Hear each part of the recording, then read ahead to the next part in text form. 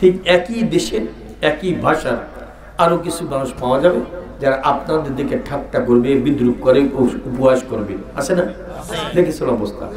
তাহলে আমরা খুশি ইসলামের অনুশাসনে, আর ওরা ইসলামের অনুশাসনে বিরক্ত। অন্তর বক্র হয়ে গেলে ইসলামের অনুশাসন মানা ওর কাছে এত কঠিন, আসমানে ওঠা যেমন কঠিন, ওর কাছে ইসলাম মানা তেমন কঠিন হয়ে যায়। ইয়াজআলু সাদরাহু দাইয়াকান হারাজান কাআন্নামা ইয়াসআদু ফিস সামা। এই কথাটাও কার? আল্লাহ। আল্লাহ পাক বলেন আমি তাকে হিদায়াত দান করতে চাই না। ওর অন্তরের মধ্যে, ওর হৃদয়ের মধ্যে, ওর কলবের মধ্যে, ওর বক্ষের মধ্যে একটা সংকীর্ণতা পয়দা হয়, একটা বক্রতা পয়দা হয়, অর্থাৎ বাঁকা হয়ে যায়। আব্বুরা আপনারা বলেন, বাঁকা একটা টিউবের মধ্যে সোজা শলাকা ঢুকবে? বাঁকা একটা পাইপের মধ্যে সোজা সিক ঢুকবে? অন্তরে, কলবে, বক্ষে যদি বক্রতা থাকে, যত ওয়াজ করবেন, যত বড় ভালো বক্তা আনবেন, দেখবেন ও আগে যা ছিল আরো বেশি গুমরা হয়। কথা ঠিক না? আব্বুরা প্রমাণ আছে না? তাহলে আমি একজন বক্তার নাম বলবো আর দুই একজন শ্রোতার নাম বলবো। দেখেন তো একটু বিশ্লেষণ করে, এই পৃথিবীর সবচেয়ে শ্রেষ্ঠ ব্যক্তিত্ব, মানে যার মতো এত ভালো মানুষ আর পৃথিবীতে আসে নাই, আইবার সম্ভাবনা নাই, নামটা কি বলতো? মুহাম্মদুর রাসূলুল্লাহ। জবান খুলে বলি আপনাদের অনেক নেকি হয়ে যাবে। তিনি কে ছিলেন? আল্লাহর রাসূল। এত বড় বক্তা কি পৃথিবীতে আসবে? এত বড় ভালো মানুষ আসবে? তিনি ছিলেন বক্তা। আর শ্রোতার মধ্যে এমনও ছিল আবু জাহেল, আবুল হাব ছিল না? হিদায়াত পেয়েছে নাকি? তাহলে বোঝা গেল যত বড় বক্তা হোক, যতক্ষণ পর্যন্ত আল্লাহ পাক ওই অন্তরটাকে সোজা না করে দিবেন, ওর হিদায়াত নসিব হবে না। কথা ঠিক না? অর্থটা মান ইয়াহদিহিল্লাহু ফালা মুদিল্লা লাহু। ওনারা বলেন আল্লাহ পাক যাকে হিদায়াত দান করতে চান, কোন মানুষ তাকে গুমরাহ করতে পারে না। দেখেছেন বক্তা প্রথমেই বলে আল্লাহ পাক যাকে হেদায়েত থেকে বঞ্চিত রাখতে চান, কোন মানুষ তার গলায় হেদায়েতের মালা পরাতে পারে না। ওয়ালাইকুম আসসালাম।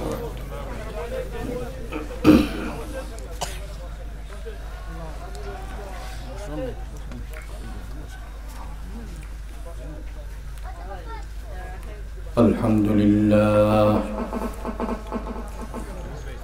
الحمد لله نحمده ونستعينه ونستغفره ونعوذ بالله من شرور أنفسنا ومن سيئات أعمالنا من يهده الله فلا مضل له ومن يضلله فلا هادي له ونشهد أن لا إله إلا الله وحده لا شريك له ونشهد أن محمدا عبده ورسوله أما بعد فأعوذ بالله من الشيطان الرجيم بسم الله الرحمن الرحيم فمن يرد الله أن يهديه يشرح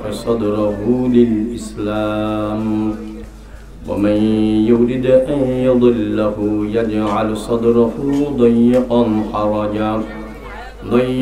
حرجا كأنما يصعد في السماء وقال تعالى إن الله وملائكته يصلون على النبي يا أيها الذين آمنوا صلوا عليه وسلموا تسليما اللهم صل على سيدنا ونبينا وشفيعنا وحبيبنا ومولانا محمد صلى الله عليه وعلى آله وأصحابه وبارك وسلم اللهم صل على سيدنا ونبينا وشفيعنا وحبيبنا ومولانا محمد صلى الله عليه وعلى آله وأصحابه وبارك وسلم youtube.com মুআজ্জাল মুহতারাম এটা লিখে সার্চ করবেন হযরত উলামায়ে কেরাম, ফুজলায়ে ইজম, তো এটা লিখে সার্চ করবেন। সর্বস্তরের ভাইরা, পর্দার আড়ালের মা ও বোনেরা, আল্লাহ পাকের দরবারে লাখো কোটি শুকর, আমাদের হায়াতের কিছু অংশ আজকে সুন্দর একটা পরিবেশে, রুহানি পরিবেশে, উলামায়ে কেরামের সহবতে এই জান্নাতের বাগিচায় কাটানোর সুযোগ হলো। আল্লাহ পাক তৌফিক দান করলেন, এর জন্য শুকরিয়া আদায় করি আলহামদুলিল্লাহ। আমরা যত মাহফিলে যোগদান করে থাকি, প্রত্যেকটা মাহফিলেই একটা বিষয়ের মিল আমরা দেখতে পাই। সেটা কি, যখন কোনো আলোচক আলোচনা শুরু করেন, যখন কোনো বক্তা বক্তব্য পেশ করেন, যখন কোনো আলেম ওয়াজ শুরু করেন, আর শ্রোতারা যখন শোনা শুরু করেন, দেখবেন প্রথমেই সবাই কমপক্ষে একবার আলহামদুলিল্লাহ বলে থাকেন। কি বলে থাকেন? এই শব্দটা, এই কথাটা আমাদের পরিচিত কথা, যদিও আরবিতে বলা হয় কথা, ঠিক না? এর অর্থ অনেকেরই জানা। সেটা কি? সমস্ত প্রশংসা কার জন্য? কার জন্য? প্রত্যেকটা মাহফিলে এই কথাটা কেন আমরা বলে থাকি? নিশ্চয়ই এর পিছনে কোনো কারণ। একটা কারণ হলো, এর দ্বারা আমরা পরোক্ষভাবে স্বীকার করে নিয়ে থাকি যে আমাদের ধনবলে, জনবলে, বুদ্ধির জোরে আসলে এখানে কেউ আসতে পারি নাই, একমাত্র কে তৌফিক দিয়েছেন? কে তৌফিক দিয়েছেন? প্রশংসা কার? এই কথাটাই আমরা আরবিতে বলে থাকি আলহামদুলিল্লাহ।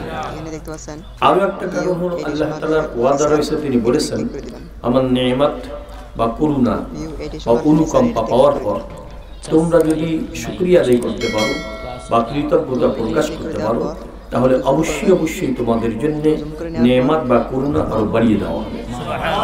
এই ওয়াদা কে করেছেন? কে করেছেন? আল্লাহ তাআলা কি কখনো ওয়াদা খেলাপ করেছেন? আগামীতে করবেন? তাহলে বোঝা গেল সত্যিকারে আমরা যদি শুকরিয়া আদায় করতে পারি, আল্লাহ তাআলা আমাদের জন্য অনেক অনেক নেয়ামত বরাদ্দ করবেন, সে বিষয়ে কোনো সন্দেহ। এখন কথা হলো, শুকরিয়া তো সবাই আদায় করে না, করে নাকি? আর করতেও পারে না। কারা করে? যারা কোনো নেয়ামত পাওয়ার পর সন্তুষ্ট হয় বা খুশি হয়, তারাই তো শুকরিয়া আদায় করে, কথা ঠিক না?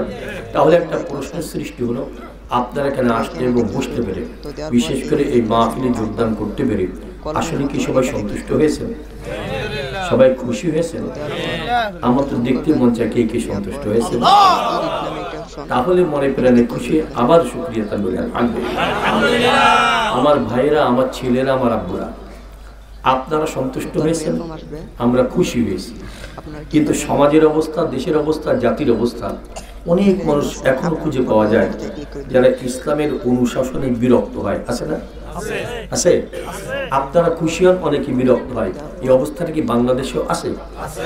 যেমন উদাহরণ দিই, আপনারা অনেক এমন আছেন, আজান শুনবার পর মসজিদে যাওয়ার জন্য পাগল করা হয়ে যায়। আছে না? যতক্ষণ পর্যন্ত আল্লাহ পাকে সিজদা না দিতে পারে, ততক্ষণ পর্যন্ত মনের মধ্যে এক চাঞ্চল্য বিরাজ করে, কথা ঠিক না? ঠিক আপনাদের দেখবেন, আপনারা তো পাগল নামাজ পড়লে, ঠিক একই দেশে একই ভাষা আরো কিছু মানুষ পাওয়া যাবে যারা আপনাদের দিকে ঠাট্টা করবে, বিদ্রুপ করে, উপহাস করবে। আছে না? দেখেছেন অবস্থা? তাহলে আমরা খুশি ইসলামের অনুশাসনে, আর ওরা ইসলামের অনুশাসনে বিরক্ত। আছে নাকি? এর কারণটা বলবো নাকি? এর কারণগুলো আল্লাহ পাক নিজেই বলে দিয়েছেন। এই আয়াতটা আমি তেলাওয়াত করেছি, এইটা নিয়ে আত্মবিশ্লেষণ করা লাগবে, আত্মপর্যালোচনা করতে হবে, আত্মনির্ণয় করতে হবে যে আমি কোন দিকে পড়েছি। সেটা কি? আল্লাহ পাক বলেছেন বিসমিল্লাহির রহমানির রহিম, ফামান ইউরিদিল্লাহু আন ইয়াহদিয়াহু ইয়াশরাহ সাদরাহু লিল ইসলাম। কথাটা কার? আল্লাহ। একটু জোরে বলতে পারো, কথাটা কার? আল্লাহ। কথাটা মিথ্যা হবে না সত্য হবে? আংশিকটা পুরোপুরি। তো এই আয়াতে আল্লাহ পাক বলতে চান, আমি যাকে হিদায়াত দান করতে চাই, হিদায়াত করতে চাই, ইয়াশরাহ সাদরাহু লিল ইসলাম, আমি তার বক্ষটাকে উন্মোচন করে দিয়ে থাকি ইসলামের জন্য। অর্থাৎ ওর কলবের গেটটা যখন খুলে যায়, হিদায়াতের আলো যখন প্রবিষ্ট হয়, ও সাথে সাথে ইসলামকে চিনে ফেলে, মেনে ফেলে, বরণ করে নেয়। তাহলে বুঝতে পারলি আল্লাহ পাক এই দায়িত্ব নিয়েছেন। এই হিদায়াতের মালিক কে? আল্লাহ। আরো জোরে বলেন আল্লাহ। দেখেন এর পরের আয়াতে আল্লাহ পাক একটা নেতিবাচক কথা বলেছেন। সেটা কি? মান ইউরিদ আন ইউদিল্লাহু ইয়াজআল সাদরাহু দাইয়িকান হারাজান কাআন্নামা ইয়াসসাররাদু ফিস সামা। এই কথাটাও খারাপ। আল্লাহ পাক বলেন আমি তাকে হিদায়াত দান করতে চাই না। ওর অন্তরের মধ্যে, ওর হৃদয়ের মধ্যে, ওর কলবের মধ্যে, ওর বক্ষের মধ্যে একটা সংকীর্ণতা পয়দা হয়, একটা বক্রতা পয়দা হয়, অর্থাৎ বাঁকা হয়ে যায়। আবুরা আপনারা বলেন বাঁকা একটা টিউবের মধ্যে সোজা সালাকা ঢুকবে? বাঁকা একটা পাইপের মধ্যে সোজা সিক ঢুকবে? অন্তরে, কলবে, বক্ষে যদি বক্রতা থাকে, যত ওয়াজ করবেন, যত বড় ভালো বক্তা আনবেন, দেখবেন ও আগে যা ছিল আরো বেশি গুমরা হয়। কথা ঠিক না? আবুরা প্রমাণ আছে না? তাহলে আমি একজন বক্তার নাম বলবো আর দুই একজন শ্রোতার নাম বলবো। দেখেন তো একটু বিশ্লেষণ করে। এই পৃথিবীর সবচেয়ে শ্রেষ্ঠ ব্যক্তিত্ব, মানে যার মধ্যে এত ভালো মানুষ আর পৃথিবীতে আসে নাই, আইবার সম্ভাবনা নাই, নামটা কি বলুন তো? জবান খুলে বলি আপনাদের অনেক নেকি হয়ে যাবে। তিনি কে ছিলেন? এত বড় বক্তা কি পৃথিবীতে আসবে? এত বড় ভালো মানুষ আসবে? তিনি ছিলেন বক্তা। আর শ্রোতার মধ্যে এমনও ছিল আবু জাহেল, আবুল হাব ছিল না? হিদায়াত পেয়েছে নাকি? তাহলে বোঝা গেল যত বড় বক্তা হোক, যতক্ষণ পর্যন্ত আল্লাহ পাক ওই অন্তরটাকে সোজা না করে দিবেন, ওর হিদায়াত নসিব হবে না। কথা ঠিক না? এরপর আল্লাহ পাক বলেছেন কাআন্নামা ইয়াসসাররাদু ফিস সামা। অন্তর বক্র হয়ে গেলে ইসলামের অনুশাসন মানা ওর কাছে এত কঠিন, আসমানে ওঠা যেমন কঠিন, ওর কাছে ইসলাম মানা তেমন কঠিন হয়ে যায়। আব্বুরা, এবার কি সমাজের অবস্থা বুঝতে পারলাম? অর্থাৎ এক ধরনের মানুষ ইসলাম মানার জন্য পাগল, আর এক ধরনের মানুষ দেখবেন যত সহযোগ না করো ইসলাম মানতে চাবে না, বরং বিরোধিতা করবে। কথা ঠিক না? আমরা কোন দলে কে পড়লাম একটু আত্মনির্ণয় করার দরকার আছে না? কেন আত্মনির্ণয় করে তারপর কবর ঢোকা লাগবে? কেন ওইখানে যে আত্মনির্ণয় করবার কোনো সুযোগ হবে না? সেটা কিভাবে? আবার আমি প্রশ্ন করি, কবর কি যাওয়া লাগবে? দুনিয়া ছাড়া লাগবে? আচ্ছা একটু বিশ্লেষণ করি। আমরা বর্তমান যে জিন্দগি যাপন করতেছি, এই জিন্দগি খুব বড় না ছোট? আরো জোরে বলে নাকি বড়? এই যে বসছি, এখান থেকে উঠতে নাও আপনার আসছে, বাড়ি ফিরে নাও যেতে পারে। এত এবার বলুন, সামনে কি একটা জিন্দগি আছে? ইমানি কথা আসতে বলা যাবে না। সামনে কি আরেকটা জিন্দগি আছে? আছে। কিন্তু যারা বিশ্বাস করে না, ওরা বলতে চায় আমরা মরে যাওয়ার পর পচে গেলে মাটির সঙ্গে মিশে যাবো, আর নাকি কিছু হবে না। নাউজুবিল্লাহ বলবেন না? হ্যাঁ, আপনারা কি বলতে চান? হবে কি হবে না? ওরাও দেখবে, তখন আফসোস করবে, কোনো কাজ হবে না। এবার আমার প্রশ্নের জবাব দেন। এই যে বর্তমান জিন্দগি ছোট যে বললাম, সামনের জিন্দগিও ছোট নাকি বড়? 1000 বছর, আরো বেশি, 1 লক্ষ, 1 কোটি বছর, 1000 কোটি বছর, এর থেকেও বেশি। একটা উদাহরণ বলা হয়েছে, এই জমিন থেকে আসমান পর্যন্ত এই বিশাল জায়গাটাকে যদি একটা গোডাউন মনে করে নেওয়া হয়, কি? আচ্ছা এই গোডাউন কত বড় কেউ বলতে পারবো? একটা উদাহরণ না, এই সূর্যটা এখান থেকে 9 কোটি 30 লক্ষ মাইল দূরে অবস্থান করে, এর থেকে আবার কোটি কোটি মাইল দূরে আরো আছে। আসমানে কত জায়গা, মহাশূন্যে কত জায়গা আমরা নির্ণয় করতে পারবো না। তবে বিজ্ঞানীরা একটা থিওরি আনবে। বিজ্ঞানীরা বলতে চায় আলোর গতি 1 সেকেন্ডে 1,86,000 মাইল। 1 সেকেন্ড বুঝেছেন? টিক টিক, ব্যাস 1 সেকেন্ড হয়ে গেছে। এর মধ্যে আলো দৌড়ায় কতটুকু? 1,86,000 মাইল। 1 মিনিটে কত দূর যায়? 1 ঘন্টায় কত দূর যায়? 1 দিনে কত দূর যায়? 1 সপ্তাহে কত দূর যায়? এটা কিন্তু আমরা হিসাব নিকাশ করে মিলাতে খুবই কঠিন হবে। এখন বিজ্ঞানীরা বলতেছে মহাকাশে এত দূরে দূরে কিছু নক্ষত্র বা তারকা আছে, ওদের জন্মের থেকে এই পর্যন্ত প্রতি সেকেন্ডে 1,86,000 মাইল বেগে আলো আসা সত্ত্বেও অনেকটার আলো নাকি এখনো পৃথিবীতে আসে নাই। বুড়া, এই মহাজগৎ কত বড় তা এখন বলা হয়েছে, জমি থেকে আসমান পর্যন্ত বিশাল জায়গাটাকে যদি একটা গোডাউন মনে করে নেওয়া হয়, আর এই গোডাউন যদি সরিষা দানা দিয়ে পরিপূর্ণ করা হয়, আব্বুরা আপনাদের গ্রামের লোক সবাই মিলে এই গোডাউনের সরিষা দানা গুনে শেষ করতে পারবেন না? এই উপজেলা পারতে পারবে। এটা কি নাঙ্গলকোট উপজেলা, তার নাঙ্গলকোট উপজেলা সবাই মিলে গুনে বোধা শেষ করতে পারবে। আচ্ছা, তার কুমিল্লা জেলা, বাংলাদেশ, সারা পৃথিবীর গুনে শেষ করতে পারবে না। এখন বলা হয়েছে যদি কথার কথা একটা কবুতরকে কোটি কোটি হাজার কোটি বছর হায়াত দিয়ে বলা হয়, হে কবুতর, হে পাখি, তুমি 500 বছর পরে একবার আসবে। কত বছর? 500 বছর। কয়বার আসবে? একবার। 500 বছর পরে একবার আসবে। এই বিশাল গোডাউন থেকে মাত্র একটা সরিষা দানা নিবে কয়টা? একটা। কত বছর পরে? 500। এরপর বলা হয় 500 বছর পরে পরে একটা করে দানা নিতে নিতে নিতে নিতে কোনো না কোনো কালে, কোনো না কোনো যুগে এই সরিষা দানা এই বিশাল গোডাউনে সব শেষ হয়ে যাবে।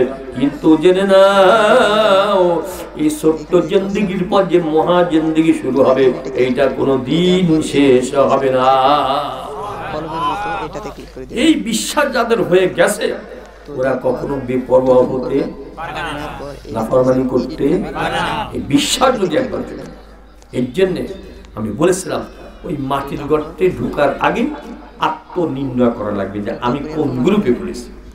এক গ্রুপ তো হাসবে পরপারে নাকি, আর এক গ্রুপ কাঁদবে। এখন আমি কোন গ্রুপে পড়লাম একটু আত্মনির্ণয় করার চেষ্টা করবো নাকি আপনারা? আমার যুবক আব্বুরা খেয়াল করে শুনবে। মেয়েরা তোমরা যারা আছো তারাও শোনো, রাত তো অনেক হয়ে গেছে, শীতকালীন রাত, জ্যামে পড়ছিলাম, তাতেও বক্তার কষ্ট হয়েছে বোধ হয়। এখন কথা হলো এই অল্প সময়ের মধ্যে আলোচনা শেষ করতে হবে। এটা আমলের নিয়তে শুনতে রাজি আছে না? রাত বেশি করলে সমস্যাও কম না। ফজরের নামাজ কাজা হয়ে যাওয়ার সম্ভাবনা আছে, জামাত তরক হয়ে যেতে পারে, স্বাস্থ্য নষ্ট হতে পারে, আগামীকালের দায়িত্ব পালনের অবহেলা দেখা দিতে পারে, দূরের মানুষের যেতে কষ্ট হতে পারে। সব কিছু বিবেচনায় নিয়ে আমরা অল্পক্ষণ আলোচনা করব। একটা জায়গা যেন আল্লাহ পাক ঠিক করে দেন। আব্বুরা সেই জায়গাটার নাম কি? আরো জোরে বলে। এই কলবের মালিককে, হেদায়েতের মালিককে, প্রমাণটা আগে দিয়ে নিই, এরপর আমি বলছি আত্মনির্ণয় পরে। আচ্ছা, যত ওয়াজ মাহফিলে গিয়েছেন, আমি কিন্তু অনেক মাহফিলে গিয়েছি বক্তা হিসাবে, শ্রোতা হিসেবে। দেখেন তো এই দুইটা বাক্য কোনো বক্তার মুখে শুনেছেন কিনা?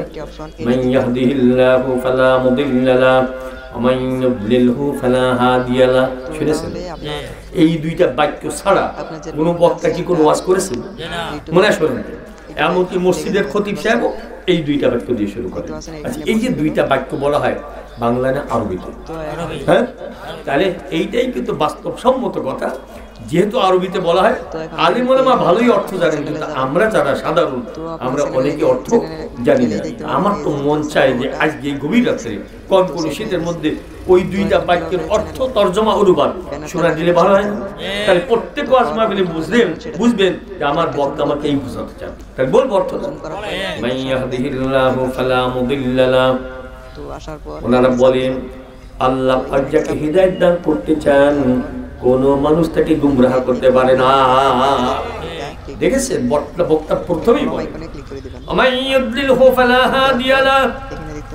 আল্লাহ পাক যাকে হিদায়াত থেকে বঞ্চিত রাখতে চান, কোন মানুষ তার গলায় হিদায়াতের মালা পরাতে পারে না।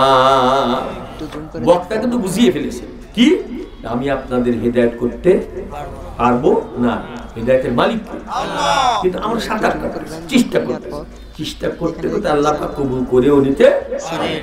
এর জন্য বিভাষা নিয়ে বসতে হঠাৎ করে একজন সাহাবীর নাম মনে এসে গেছে, বলবো আপনারা সবাই জানেন। দেখেন এই সাহাবীর নাম উচ্চারণ ছাড়া পৃথিবীতে কেউ মাওলানা হতে পারে না, আগামীতে হওয়ার সম্ভাবনা নেই। অনেকবার শুনেছেন এবং তার জবান থেকে অনেকবার বের হয়েছে। দেখেন তো এই নামটা শুনেছেন কিনা? হযরত আবু হুরায়রা রাদিয়াল্লাহু তাআলা আনহু। আবুর নামটা শুনেছেন? হ্যাঁ, তিনি কি দুই একটা হাদিস বর্ণনা করেছেন? হাজার হাজার। তিনি একবার আত্মপর্যালোচনায় দেখেন আল্লাহ পাকের হাবিবের জবান থেকে অনেক হাদিস আমি শুনি, কিন্তু সব মনে থাকে না। আমাদের ওয়াজ কি সব মনে থাকে? উনি এখন আল্লাহ পাকের হাবিবের কাছে বলছেন, ইয়া রাসূলুল্লাহ, আপনার পবিত্র জবানের পবিত্র বাণী এত শুনি, সব আয়ত্ত করতে পারি। তখন রাসূলুল্লাহ সাল্লাল্লাহু আলাইহি ওয়াসাল্লাম বললেন, তাহলে তোমার গায়ের চাদরখানা আমার সামনে পেতে দাও। দেখছেন সমস্যাটা কি আর সমাধান কোন দিকে যায়? সমস্যা হলো মুখস্থ রাখতে পারেন না, মনে রাখতে পারেন না। সমাধান কি? চাদর পেতে। চাদর পাতলে আমরা কি মনে করি? হয়তো চাউল ডাউল পয়সা ইত্যাদি। আচ্ছা, এবার আল্লাহ পাকের হাবিব দুই হাত কানে এক জায়গা করে অঞ্জলি পাকিয়েছে। হাতের মধ্যে একবার আল্লাহ পাক জানেন কি আছে, কোনো মানুষ দেখতে। এইবার ওই চাদরের উপর ঢেলে দিয়েছে। ঢেলে দিয়েই বলেন, আবু হুরায়রা এবার চাদরখানা তোমার গায়ে জড়িয়ে নাও। সাথে সাথে জড়িয়ে নিলেন। কিছুদিন পর হযরত আবু হুরায়রা রাদিয়াল্লাহু তাআলা আনহু নিজেই বর্ণনা করেন, ওই চাদরখানা গায়ে জড়ানোর পর থেকে যত হাদিস আমি শুনেছি সব আমার মনে আছে। তাহলে বোঝা গেল শুধু আওয়াজ দিলেই হবে না, আওয়াজ শুনলেই হবে না, আভ্যন্তরীণ কিছু সতর্কতা আছে, কথা ঠিক না? যেমন শ্রোতা, তাদের আগ্রহ থাকতে হবে, তাদের পিপাসা থাকতে হবে। পিপাসা থাকলে এই পিপাসা নিবারণ করতে পারেন কে?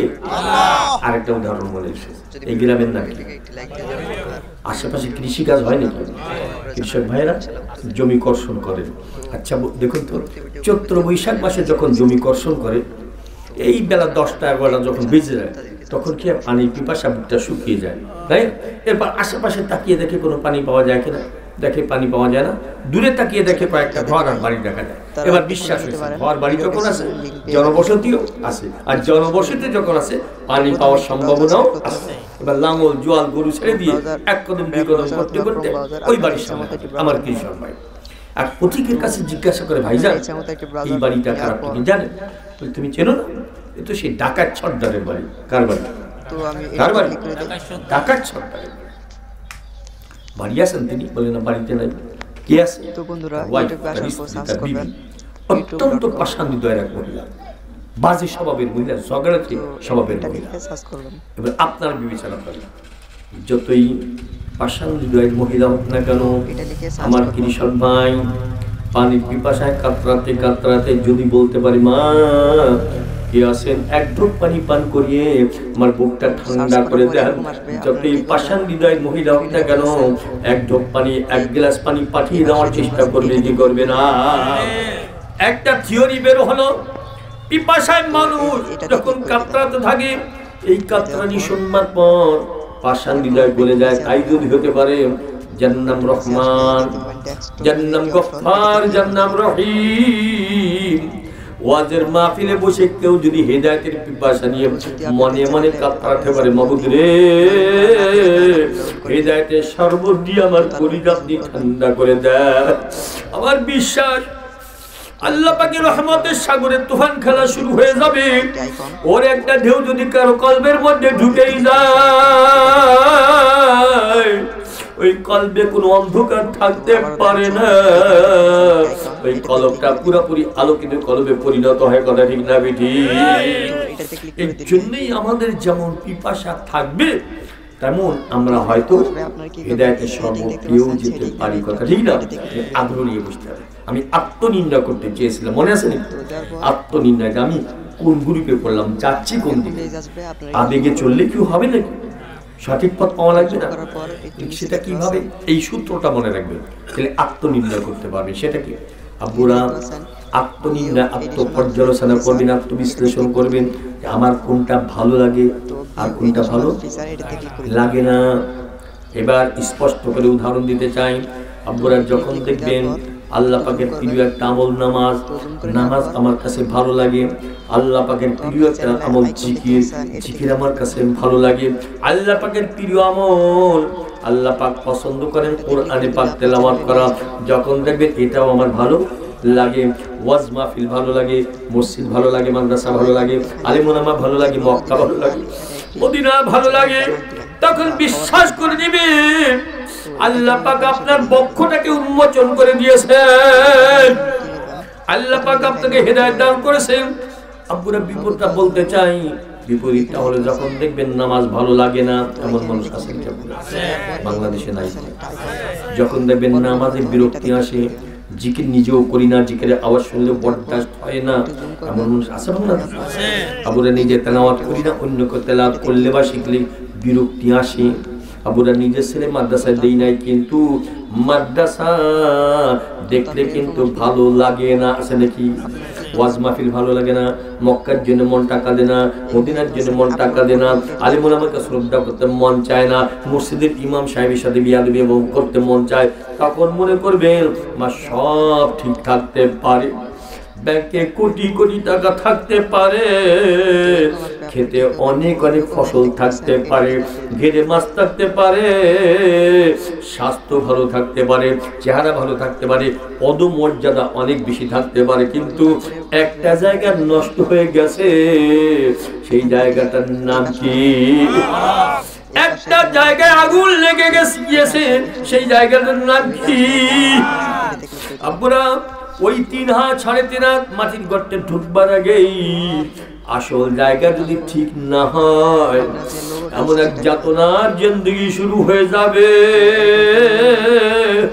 দুনিয়া কোনো যাতনায় কেউ যদি কাতরায়, সান্ত্বনা দেওয়ার জন্য কত মানুষ চলে আসে, কথা ঠিক না বেটি? আপনারা আপনারা কি মনে করেন ওই মাটির গর্তে ঢুকবার পর যতই চিৎকার আর আহাজারি হোক না কেন, সান্ত্বনা কি পাওয়ার কোনো সুযোগ আছে নাকি? ওইখানে ঢুকবার আগেই ফ্রেশ হওয়া, কোথায় ঘাটতি, কোথায় অপূর্ণতা, কোথায় দুর্বলতা খুঁজে খুঁজে বের করা লাগবে, কারণ ওই ঘরে ঢুকাই লাগবে। আব্বুরা আপনাদের সিদ্ধান্ত আর মন্তব্য আমি শুনতে চাই। এই মাটির গর্তে যখন ঢুকাই লাগবে, ফ্রেশ হয়ে যাওয়া লাগবে না, পরিচ্ছন্ন হয়ে যাওয়া লাগবে না, নাকি এক গাদা গুনাহ নিয়ে ঢুকলেই হবে? একটা জাররা পরিমাণ, কি পরিমাণ বললাম? জাররা মানে অণু বা পরমাণু। জাররার উদাহরণ দিলে বুঝতে সহজ হবে। আচ্ছা, আমরা কাপড় ধুয়ে নিংড়ানোর পর নাড়বার আগে দিয়ে একটা ঝাড়া ঝাঁকুনি দেই না, মেয়েরাও দেয়, তখন কি দেখা যায়? বাতাসের মধ্যে ছোট্ট ছোট্ট পানির কণা, বাষ্প কণা দেখা যায়। তো বিজ্ঞজনে বলছেন এর এক একটা কণাকে জাররা বলা যেতে পারে। এবার আমি বলে যাই, বিজ্ঞ আলেমদের থেকে এটাকে আবার সুন্দরভাবে ভালো করে শুনে নেবেন। আমি বলতে চাই, ওর একটা কণা পরিমাণ গুনাহের ময়লা অন্তরে, কলবে, হৃদয়ে থাকা অবস্থায় কাউকে জান্নাতে ঢুকতে দেওয়া হবে না। বিশ্বাস হয় কি হয় না? আমরা কি জাররা পরিমাণ গুনাহ করেছি না? অনেক অনেক বেশি করেছি, নাপাক হয়ে গেছে। ওইখানে যেতে পাক হয়ে যাওয়া লাগবে, ঘাটতি পূরণ করতে হবে। আব্বুর আমি তো প্রস্তাব দিলাম, তো আমার প্রতি আপনাদের বিশ্বাস কেমন জানি না।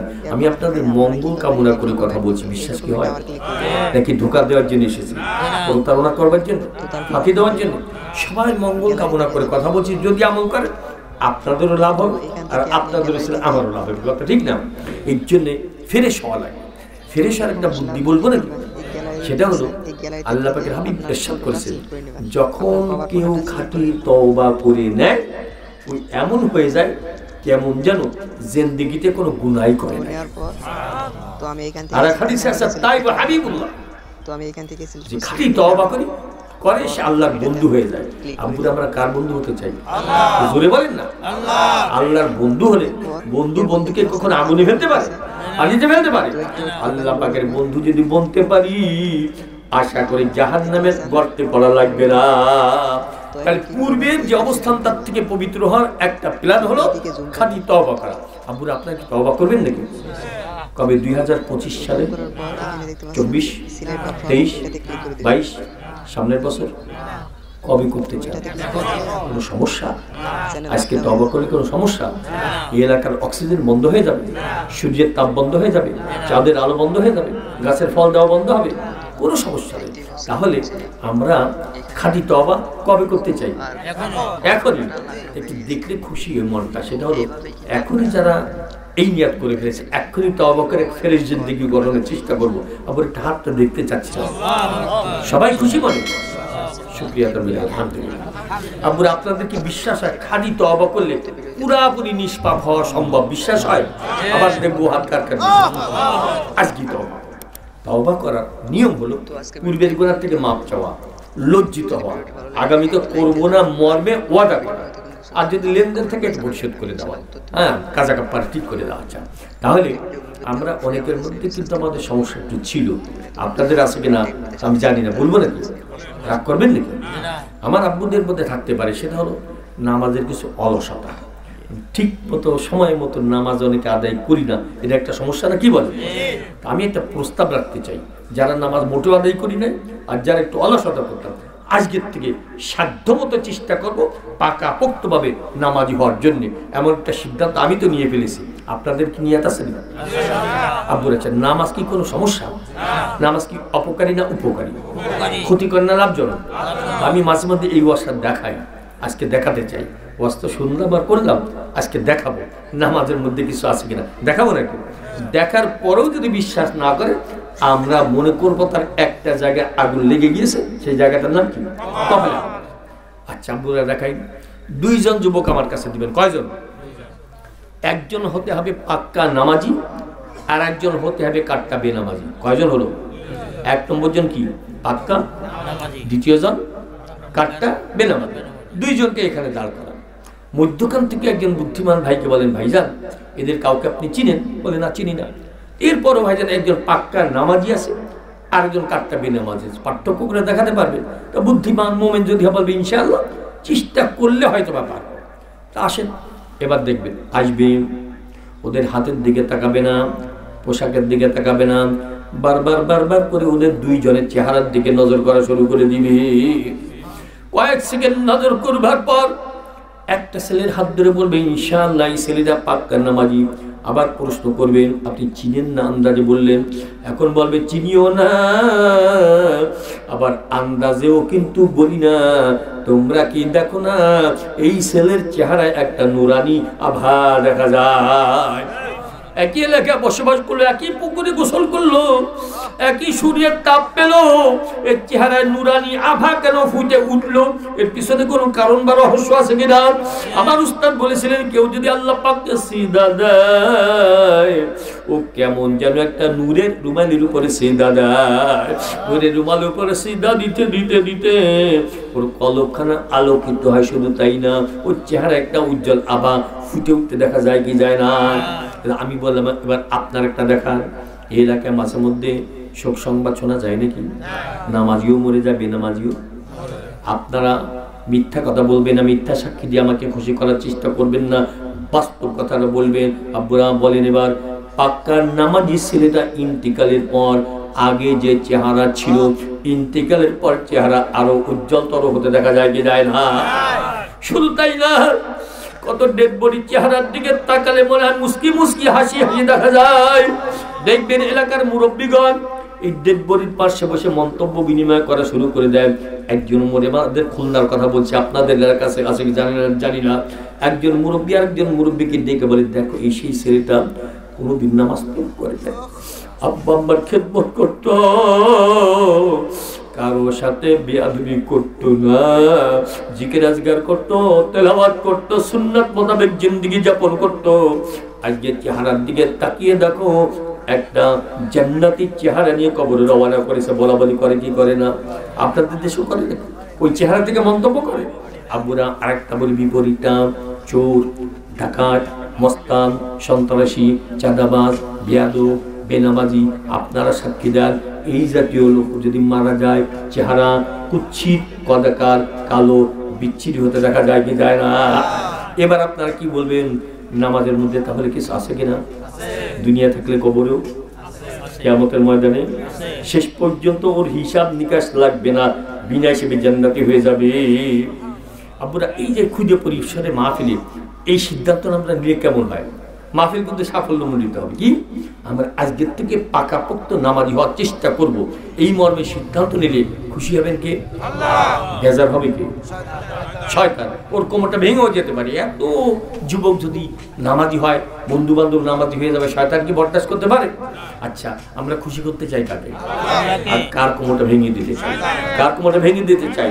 যারা এই মর্মে একমত, তাহলে এত জোরে একটা এই সিদ্ধান্তে যারা একমত, এত জোরে একটা তাকবীর ধ্বনি দিবেন, এক্ষুনি যেন এই এলাকা শয়তান ছাড়তে বাধ্য হয়। পারবেন নাকি?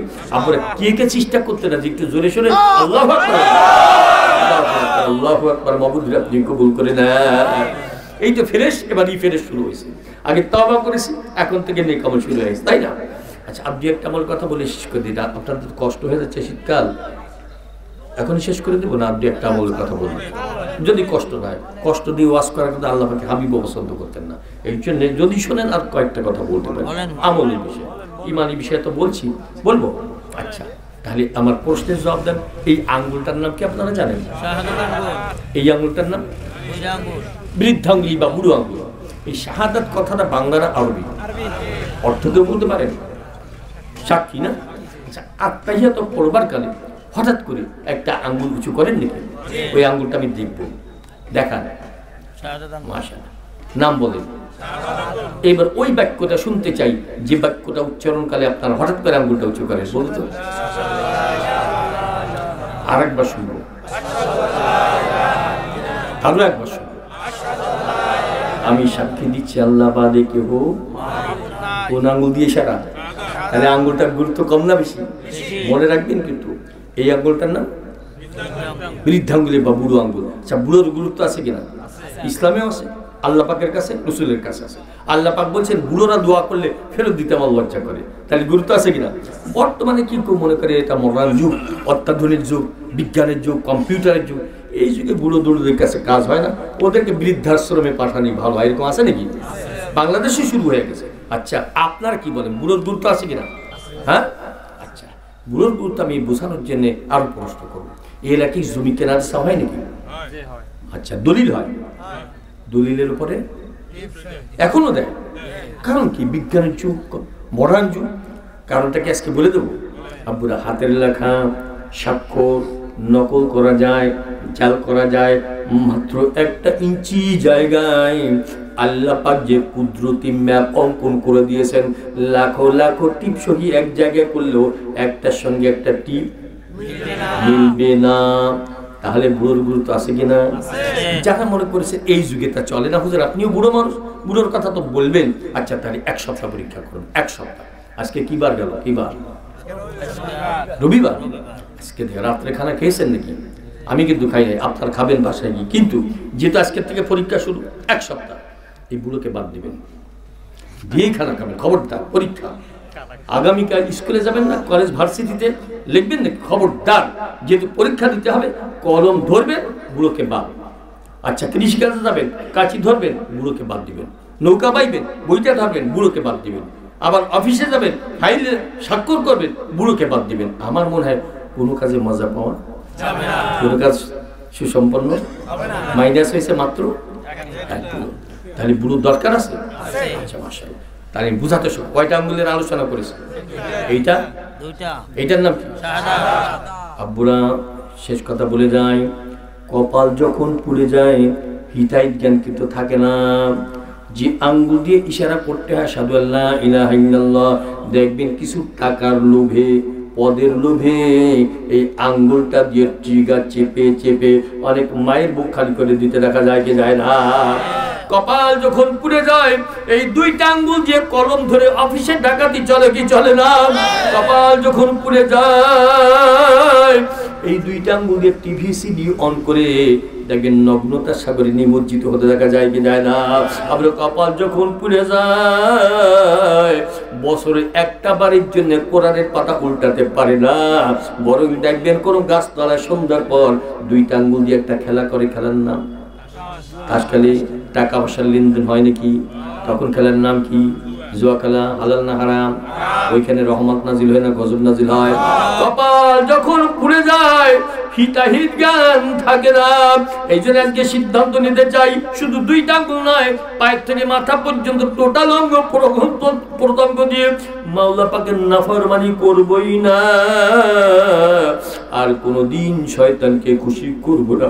খুশি যদি করতে হয় কাকে খুশি করা লাগবে? আল্লাহ পাক আমাকে আপনাকে সবাইকে যেন মাওলা পাককে পুরোপুরি খুশি করে কবরে যাওয়ার তৌফিক দান করেন। সবাই বলি আমিন। আখিরু দাওয়ানা আলহামদুলিল্লাহি রাব্বিল আলামিন। সভাপতির বক্তব্য।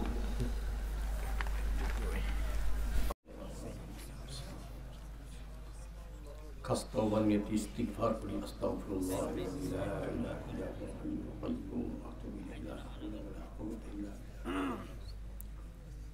অনেক অনেক মুসিবতে গ্রেফতার হয়েছে, আমরা কয়েকবার দোয়া ইউনুস পড়ি, লা ইলাহা ইল্লা আনতা সুবহানাকা ইন্নী কুনতু মিনাজ জালিমিন, লা ইলাহা ইল্লা আনতা সুবহানাকা ইন্নী কুনতু মিনাজ জালিমিন, লা ইলাহা ইল্লা আনতা সুবহানাকা ইন্নী কুনতু মিনাজ জালিমিন। সবাই সবার জন্য দোয়া করব, আমি সবার জন্য দোয়া করব, আমি সবার কাছে দোয়া চাই। আশেপাশে কবর হয়েছে তাদের জন্য দোয়া হবে, আমাদের আপনজন আত্মীয় স্বজন যারা কবর গেছেন তাদের জন্য দোয়া হবে, যারা অসুস্থ তাদের জন্য দোয়া হবে, যারা দুনিয়া থেকে গেছেন তাদের জন্য দোয়া হবে। সবাই সবার জন্য দোয়া করি। এখন মা বোনেরা যে যেখানে আছে সবাই একসাথে আল্লাহ পাকের দরবারে আমরা ভিক্ষার ঝুলিটা পেটে দিই। আল্লাহুম্মা আমিন, আল্লাহুম্মা আমিন। রব্বানা যালামনা আনফুসানা ওয়া ইল্লাম তাগফির লানা ওয়া তারহামনা লানাকুনান্না মিনাল খাসিরিন। ইয়া আলিমা মা ফি সুদুর আখরিজনা ইয়া আল্লাহ মিনাজ যুলুমাতি ইলান নূর। রব্বুল আলামিন গভীর রাত্রে কল করি শীতের মধ্যে, রব্বুল আলামিন কি পাওয়ার জন্য আপনার বান্দার এখানে জমায়েত হয়েছে সব আপনার জানা। আমাদের প্রথম দাবি আমাদের জিন্দেগির সকল গুনাহ খাতা মাফ করুন।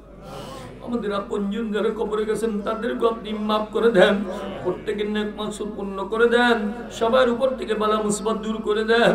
রব্বুল আলামিন আজকের মাহফিলকে হেদায়েতের জরিয়া হিসেবে মঞ্জুর করে দেন।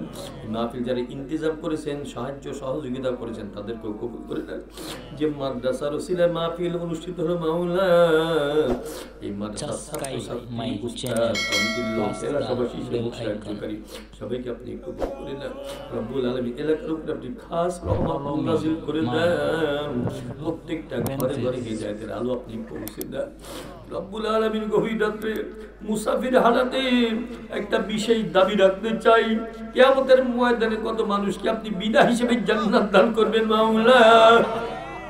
আমি দুষ্ট পাপিষ্ঠ হতে পারি, এরপরও দাবি করছি আমার সাথে যে যেখানে হাত তুললো, স্টেজে বসে হাত তুললো, প্যান্ডেলে বসে হাত তুললো, মহিলা অঙ্গনে হাত তুললো, মাইকের আওয়াজ শুনে বাজারে বাড়িতে বসে হাত তুললো, রব্বুল আলামিন কিয়ামতের ময়দানে একটা দৃশ্য দেখতে চাই। ওই দিন আমাদের কারো হিসাব আপনি নিবেন না, আমাদের কারো হিসাব আপনি ধরবেন না, সবাইকে আপনি বিনা হিসেবে জান্নাতের ফয়সালা করে দিন মাওলা। উফাবিদু আমরি ইলাল্লাহ, ইন্নাল্লাহা বাসীরুম বিল ইবাদ। রব্বিরহামহুমা কামা রাব্বায়ানি সাগীরা।